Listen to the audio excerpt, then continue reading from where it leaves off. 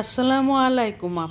আপনারা যে যেখান থেকে আমার ভিডিওটি দেখছেন, আপনাদের সকলের প্রতি রইল আমার পক্ষ থেকে দোয়া আর ভালোবাসা। আজকে আমি লাইফস্টাইল ব্লগে কিছু কিছু জিনিস দিয়েছি, আর শুরুতেই যদি আমি ভালো কোনো জিনিস না দিই তাহলে তো আপনাদের মনও খারাপ হয়ে যাবে। সেজন্যই আমি এখানে কলিজি কলিজি ভ্যাপসা, তারপরে মাথার কিছু মাংস আছে, সব কিছু মিলিয়ে একটা তরকারি রান্না করেছি। এটা আপনাদের সামনে তুলে ধরলাম। তারপরে সকাল থেকে আজকে ভিডিওটা শুরু করলাম নাস্তার পর্ব থেকে। নাস্তাটা ভাবলাম যে বানিয়ে নিই আপনাদের সামনে।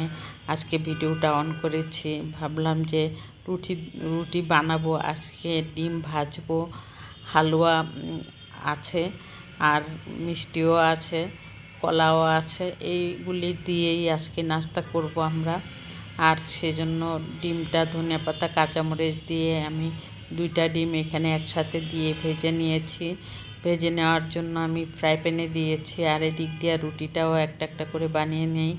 আমার হাজব্যান্ড আবার সাথে সাথে রুটি বানালে খেতে পারে, একটু ঠান্ডা হলে খেতে চায় না। সেজন্য আমি একদমই সাথে সাথে বানানোর চিন্তা করি, সাথে সাথে বানিয়ে দেওয়ার চিন্তা করি।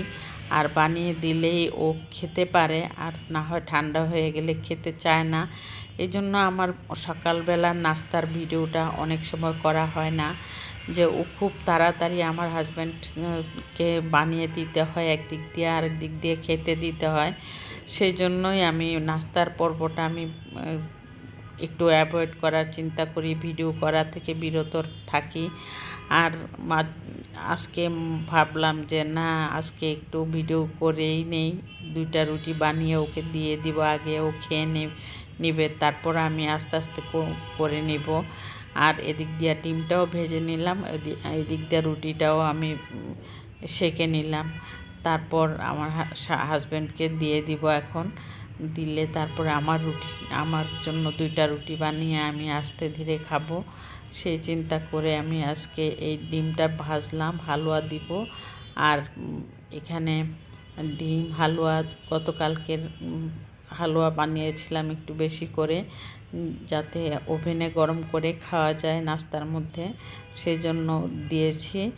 আর এখন আমি 2টা রুটি বানিয়ে বসে গেলাম আমার সাহেবের সাথেই। আমি অর্ধেকটা ডিম আমার হাজব্যান্ড রেখে দিয়েছে আমার জন্য, সেই জন্য আমি ডিম দিয়ে হালুয়া দিয়ে খেয়ে নিব। আর এই হালুয়াটা এত মজা হয়েছিল, কি বলবো। আর হালুয়া আসলে যেদিন বানানো হয় সেদিনই মজা লাগে, তারপর দিন যতই ফ্রিজে ভালো কন্টেনারে রাখলেও মজার টেস্ট আর থাকে না। আর এখানে আমি কলিজি ফ্যাপসাটা রান্না করার জন্য নাস্তার পরে আমি চুলায় বসিয়ে দিলাম। চুলায় বসিয়ে আমি এখানে ভাবলাম যে রান্নাটা একটু ভিডিও ধারণ করি, আর ডাল ভাত এগুলি আর কি দিব। আর চিন্তা করে আমি এখানে সব মশলা দিয়ে দিব এখন। সসপ্যানের মধ্যে প্রথমে পেঁয়াজ আর তেল দিয়ে ভেজে নিয়েছি। তারপর আমি হলুদ দিয়ে একটু পানি দিয়ে দিয়েছিলাম। এখন মরিচের গুঁড়া, ধনিয়ার গুঁড়া, আদা রসুনের পেস্ট, জিরার গুঁড়া এগুলি দিয়ে, এলাচি দারচিনি দিয়ে আমি কলিজি ভ্যাপসাটা রান্না করে নেব।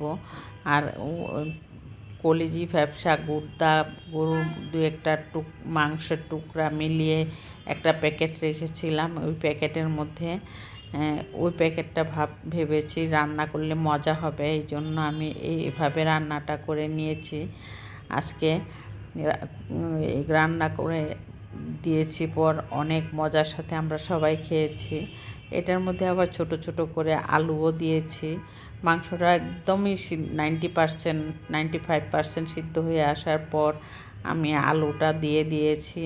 এখানে আলুটা দিয়ে দেওয়ার পর আলুটা যতক্ষণ লাগে সিদ্ধ হতে, ততক্ষণে আমি এখানে একটু গরম পানি দিয়ে দিয়েছি, যাতে আলুটা সিদ্ধ হয়ে যায়। না হয় আলুটা সিদ্ধ হতে গেলে একদম শুকিয়ে যাবে, এই জন্য অল্প একটু গরম পানি দিয়ে দিয়েছি। দেওয়ার পরে একদম মাখা মাখা হয়ে আসবে, তখনই নামিয়ে নিব। আর দেখুন কেমন হয়েছে। আমি একটা সার্ভিং ডিশে খাওয়ার সময় রেডি করেছি যে খাওয়ার জন্য।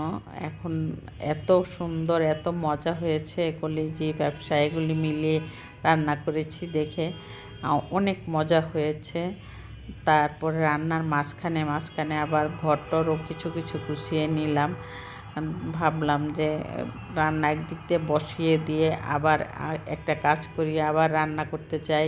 এভাবেই আমি সব কিছু গুছিয়ে নেওয়ার চিন্তা করি।